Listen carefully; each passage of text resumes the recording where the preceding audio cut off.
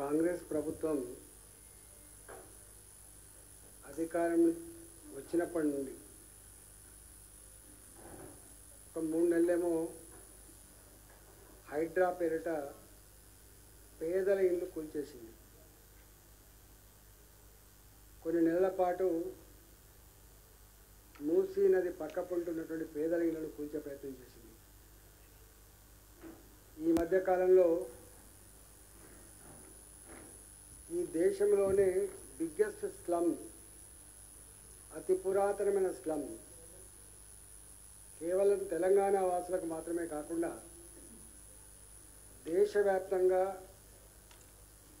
ఎవరికి దుఃఖం వచ్చినా, ఎవరికి ఆపద వచ్చినా, ఎవరికి ఉపాధి కావాలన్నా ఆదుకునే గడ్డ, ఆదుకునే ప్రాంతం బాలాజీ నగర్, జవహర్ నగర్ స్లమ్. దాదాపుగా 1.5-2 లక్షల జనాభాతో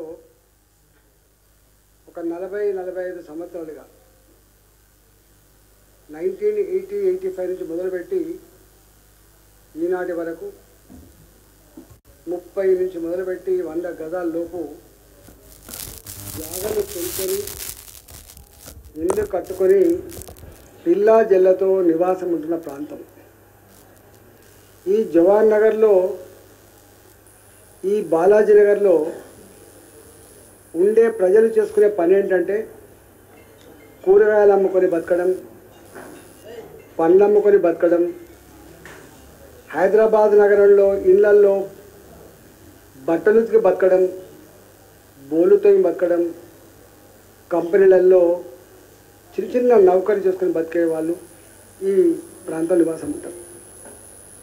ఈ మధ్య కాలంలోనే కన్స్ట్రక్షన్ రంగంలో ఎలక్ట్రీషియన్లుగా, ప్లంబర్లుగా, కార్పెంటర్లుగా, పెయింట్లు వేసేవాళ్ళుగా, ఇవాళ ఫాల్స్ రూఫింగ్ చేసేవాళ్ళుగా ఇలాంటి పనులు చేసుకొని బతారు. యూపీ నుంచి వచ్చిన వాళ్ళు ఉంటారు, బీహార్ నుంచి వచ్చిన వాళ్ళు ఉంటారు, బెంగాల్ నుంచి వచ్చిన వాళ్ళు ఉంటారు, ఆనాటి ఆంధ్రప్రదేశ్ అనేటువంటి శ్రీకాకుళం నుంచి వచ్చిన వాళ్ళు ఉంటారు, తెలంగాణ పల్లె నుంచి వచ్చిన వాళ్ళు ఉంటారు. బయటి ప్రపంచం అనుకున్నట్టుగా వీళ్ళెవ్వరూ కూడా అక్రమంగా ఆక్రమించుకొని పుక్కడకు వేసుకున్న గుడిసెలు కానీ, పుక్కడ కట్టుకున్నటువంటి ఇల్లు కావు. బ్రోకర్లు, రియల్ ఎస్టేట్ బ్రోకర్లు అక్కడ భూములు లేఅవుట్ చేస్తే కొనుక్కొని కట్టుకునేవి. అసలు ఈ జవహర్ నగర్కు ఉన్నటువంటి చరిత్ర ప్రపంచానికి, ఈ దేశానికి తెలియదు, ఈ రాష్ట్ర ప్రజానికి అని కూడా తెలియదు. 1941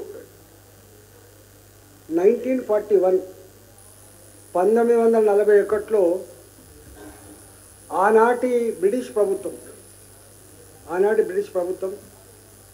సైనికులకు భూములు ఇవ్వాలి, వాళ్ళ కొంత అండగా ఉండాలనే కాన్సెప్ట్తో 5,977.3 ఎకరాల భూమి 4,50,000 రూపాయలు పెట్టి 10 గ్రామాలలో అంతాయపల్లి, తిమ్మాయపల్లి, అదేవిధంగా నాగారం, ఈ పక్కకున్న తూంకుంట, ఇలాంటి 9-10 గ్రామాల నుంచి వెళ్ళి ఆనాటి బ్రిటిష్ ప్రభుత్వం సైనికుల కోసం అక్వైర్ చేయబడ్డ ల్యాండ్.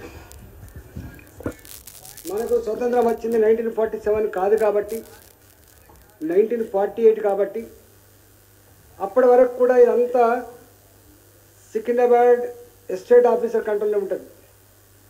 ఇదంతా ఆనాడు ఆ జవహర్ నగర్, బాలాజీ నగర్ అంతా కూడా కంటోన్మెంట్ ఏరియా కింద ఉండేది. ఈ భూములన్నీ కూడా ఆనాటి ఆ ప్రభుత్వ మిలిటరీ ఆధ్వర్యంలో ఉన్నటువంటి భూములు. సమైక్య రాష్ట్రం ఏర్పడిన తర్వాత, దేశానికి స్వతంత్రం వచ్చిన తర్వాత, రాష్ట్రానికి కూడా స్వతంత్రం వచ్చిన తర్వాత, నిజాం పరిపాలన అంతమైన తర్వాత నిజాం సైన్యంలో పనిచేసే వాళ్లకు, బ్రిటిష్ సైన్యంలో పనిచేసే వాళ్లకు ఒక సొసైటీగా ఏర్పాటు చేసుకొని ఈ భూములన్నీ కూడా వాళ్ళకి కట్టబెట్టింది. ఈ భూమికి రాష్ట్ర ప్రభుత్వానికి సంబంధం లేదు. ఈ భూమికి సంబంధం ఉంటే కేంద్ర ప్రభుత్వానికి సంబంధం ఉంటుంది. మిలిటరీకి సంబంధించినటువంటి, సైనికులకు సంబంధించినటువంటి భూమి తప్ప ఇది రక్షణ శాఖకు సంబంధించింది తప్ప రాష్ట్ర ప్రభుత్వానికి సంబంధం లేదు. అట్లా వీళ్ళు ఎక్స్ సర్వీస్ మెన్లుగా ఉన్నవాళ్ళు, ఆనాడు అది జంగల్ ప్రాంతం కాబట్టి అది అక్కడికి ఎవరు పోయడానికి ఆస్కారం లేదు కాబట్టి, ఫైరింగ్ రేంజ్ ఉన్నటువంటి ప్రాంతాలు కాబట్టి ఎవరు పోకపోతుంది. పేదవాళ్ళు కాబట్టి అగ్వకు వస్తుంది కాబట్టి అక్కడ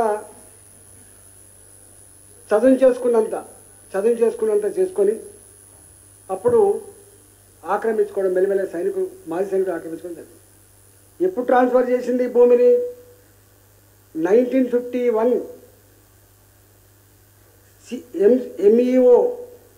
ఎంఈఓ సికింద్రాబాద్ వారి ఆధీనంలో ఉన్న కేంద్ర ప్రభుత్వ భూమి రాష్ట్ర ప్రభుత్వంకు ట్రాన్స్ఫర్ చేస్తూ కేర్ టేకర్గా మాత్రమే, రాష్ట్ర ప్రభుత్వానికి హక్కులు ఇవ్వలే, దీన్ని కేర్ తీసుకోమని చెప్పి అప్పచెప్పింది 1951లో.